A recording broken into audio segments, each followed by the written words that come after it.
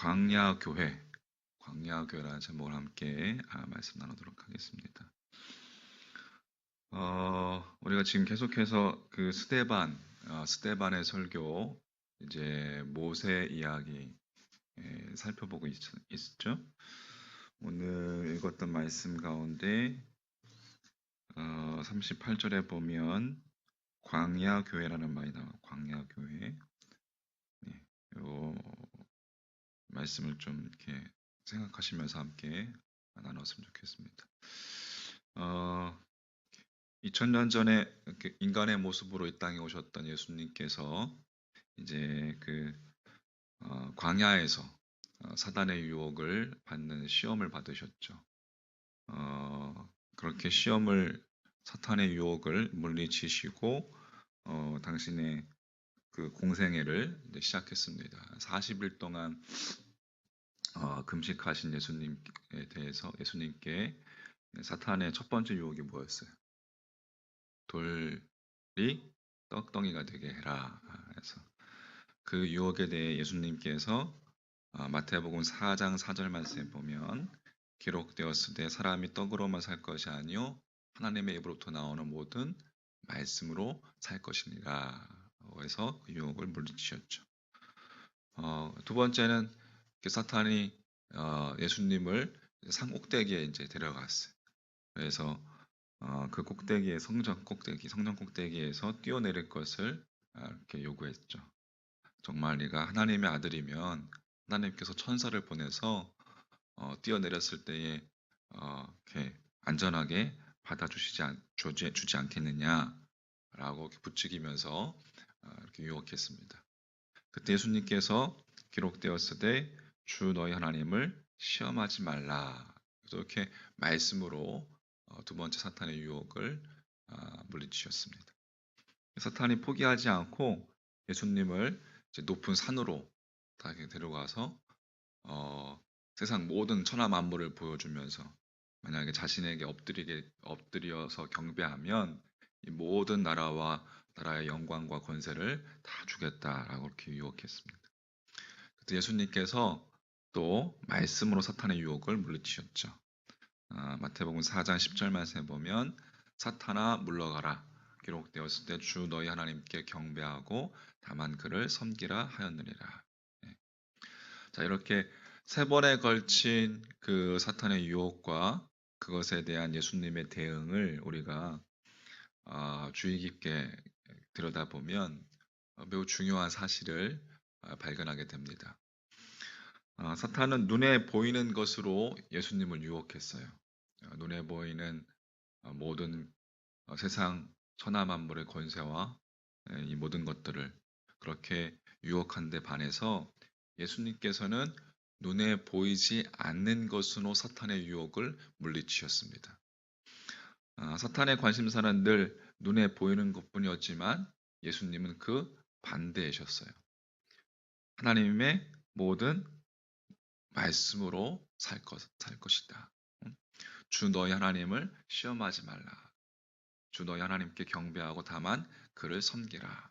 그러니까 예수님의 관심사는 오직 하나님이셨고 눈에 보이지 않는 영이신 하나님이었습니다. 광야의 특징, 여러분 성지순례 가면 광야에 가서 이제 볼 텐데 광야가 쫙 이렇게 펼쳐져 있습니다. 이스라엘 땅은 정말 신비로운 땅이에요. 어느 곳은 광야로 쫙 펼쳐져 있고 또 어느 곳은 정말 그 방초동산 아주 이렇게 쉴만한 물가처럼 그런 땅이 있고 어느 곳은 높고 어느 곳은 낮고 갈릴리 같은 경우에는 이제 이 뭡니까 해수면이 이렇게 낮죠. 광야의 특징은 그렇게 아무것도 보이지 않는 것이 다 펼쳐져 있는 끝도 없이 이 황토빛 모래 또 황토빛 광야 그 광야와 이렇게 맞닿아 있는 하늘을 제외하고서는 아무것도 보이지 않습니다. 정말 황량한 곳이 광야. 그렇게 볼 곳이라고는 아무것도 없는 광야에서 사탄은 아무것도 보이지 않기 때문에 가장 확실하게 눈에 보이는 것들로 예수님을 요구했고 눈에 보이는 것들을 추구했습니다. 아무것도 보이지 않는 그 동일한 광야 위에서 예수님은 아무것도 보이지 않기에 도리어 보이지 않는 하나님을 바라보며 하나님만 추구했습니다. 자, 모세는 예수님의 그림자라고 살펴봤죠. 그림자. 우리 인생도 그리스도인들도 이제는 우리가 예수님의 그림자로서의 삶을 살아야 된다 이야기했는데 모세가 40세가 되기까지 모세는 잘 아시다시피 이집트 왕궁에서 왕자의 신분으로 그렇게 살고 세계 최대의 제국이었던 이집트의 모든 눈에 보이는 왕궁에서 눈으로 볼 수 있는 진귀한 것은 다 봤을 거라고 생각합니다. 하나님을 향한 시선을 그 왕궁에서 너무나 볼 곳이 많은 그 이집트 왕궁에 빼앗겨 버렸습니다. 물론 하나님을 알고는 있었지만 그 왕궁에서 모세는 하나님을 보지 못했어요. 그러나 이집트 왕궁을 떠나서 미디안 광야로 도망친 모세, 그 광야에서 모세는 드디어 인격적인 하나님, 엘리에셀의 하나님을 만나게 되죠. 할렐루야. 모세가 하나님으로부터 이스라엘 백성들을 구하기 위한 하나님의 도구로 그렇게 명령을 받아서 시내산, 역시 시내산도 여러분 아무것도 보이지 않는 돌산입니다. 그 아무것도 보이지 않기에 아무것도 보이지 않는 그 시내산에서 미디안 광야에서 보이지 않는 하나님을 보고 하나님의 말씀을 들을 수 있었습니다. 자, 오늘 38절 시내산에서 말하던 그 천사와 우리 조상들과 함께 광야 교회에 있었고 또 살아있는 말씀을 받아 우리에게 주던 자가 이 사람이라. 모세가 미디안 광야에서 양치기 생활을 할 때에만 그때만 하나님을 보고 그때만 하나님의 말씀을 들은 것은 아니었습니다. 우리가 살펴본 것처럼 이스라엘 백성을 출애굽시킨 모세는 출애굽 이후에 40년 동안 기사와 표적을 행하면서 하나님의 말씀을 받아서 이스라엘 백성에게 전하는 메신저, 말씀의 삶을 살았습니다. 그 말씀의 분량이 구약의 4분의 1, 또 성경 전체로 따지자면 5분의 1일 가량 되는 그 모세가 기록한 모세오경, 그죠? 그만큼 해당되는 분량. 그런데 그 모세가 그 많은 말씀을 받은 장소가 대단하고 화려해 보이는 이집트 왕궁이 아니라 아무것도 볼 수 없는 미디안 광야였던 것이죠. 모세가 아무것도 보이지 않는 그 광야에서 40년 동안 날이면 날마다 하나님의 말씀을 받아서 보이지 않는 하나님을 보고 하나님의 말씀을 들었습니다.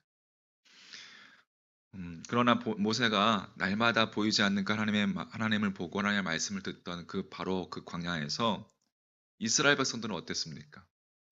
이스라엘 백성들은 모세가 하나님의 말씀을 받으려고 시내산에 올라갔을 때에 그것을 참지 못하고 황금으로 뭘 만들었어요? 송아지를 만들었죠. 황금 송아지를 만들었어요. 우상을 만들었죠. 그리고 이것이 너희를 인도한 하나님이다라고 그렇게 이야기를 했습니다. 어리석은 짓을 행했어요. 그들이 처한 곳이 아무것도 보이지 않는 광야였기에 아직 이제 훈련되지 않은 그 이스라엘 백성들은 보이는 가장 확실하게 보이는 황금을 그들의 하나님으로 삶의 목적으로 삼은 사람들이었어요. 자, 광야에서 보이지 않는 하나님을 지향한 모세나 똑같은 그 광야에서 가장 확실하게 보이는 황금 덩어리를 추구한 이스라엘 백성들이나 그들 모두 광야 교회로 하나님의 부르심을 받은 사람들이었습니다. 다시 말해서 한치 앞도 보이지 않는 광야이기 때문에 그 광야에서 도리어 보이지 않는 영원하신 하나님을 또렷이 바라보며 하나님과 동행하는 참 믿음의 흐름이 있는 반면에 인생이 아무리 아무것도 보이지 않기 때문에, 또 인생이 아무것도 보이지 않는 광야와 같은 것이기 때문에 하나님의 이름으로 확실하게 눈에 보이는 것만 추구하는 우상 숭배의 흐름이 또 있었다는 것입니다.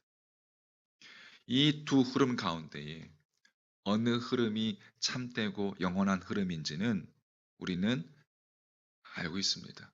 모세와 또 예수님에 의해서 이미 증명이 되었습니다. 광야에서 보이지 않는 하나님을 보고 쫓았던 그 모세는 오늘날까지 우리 신앙의 표대로 남아있는 반면에, 광야에서 눈에 보이는 황금 덩어리에만 집착했던 이스라엘 백성들은 하나님의 부르심을 받아서 출애굽했음에도 불구하고 약속의 땅인 가나안 땅을 들어가지 못하는, 모두 광야에서 죽고 말게 됩니다. 그들이 광야에서 추구했던 것들이 그들을 그 광야에서 건져주지 못했던 것이죠. 할렐루야.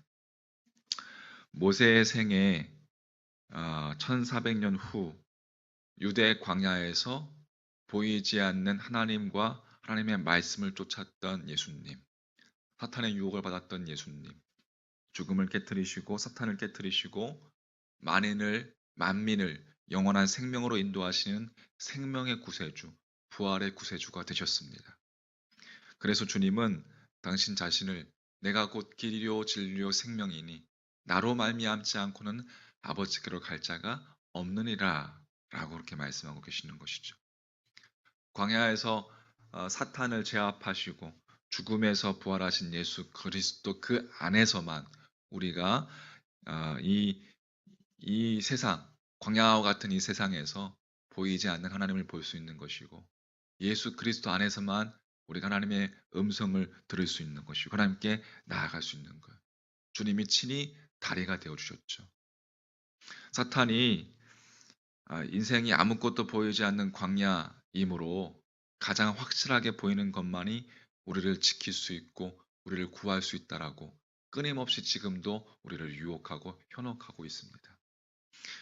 인생은 광야와 같은 삶, 하나님의 부르심을 받은 사람의 모임인 교회 속에서도, 교회도 광야와 같은 아무것도 보이지 않기 때문에 보이지 않는 그 하나님을 우리의 눈을 들어서 바라보고 위를 바라보며 하나님의 말씀을 듣는 진정한 교인과, 아무것도 보이지 않기에 우리의 육신의 눈으로 아무것도 보이지 않기에 도리어 눈에 보이는 것만 추구하느라고 교인답지 않는 교인, 또 교회답지 않은 교회로 전락되는 교회가 될 수도 있다는 것입니다. 이 광야 한가운데서 우리가 무엇을 선택할 것인가?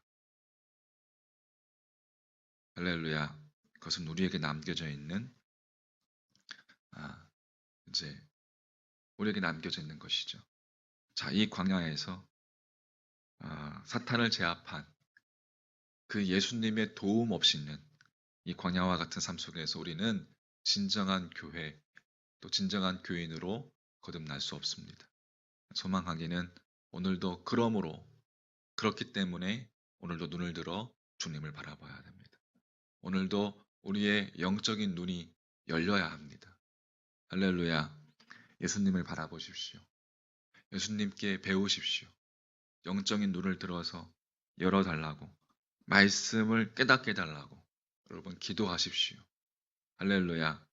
그 부활하신 주님을, 지금도 우리와 함께 하시는 살아계신 부활하신 그 주님을 우리가 바라보고 보이지 않는 광야와 같은 삶 속에서 말씀과 기도로 날마다 무장되시기를 주의 이름으로 간절히 축원합니다.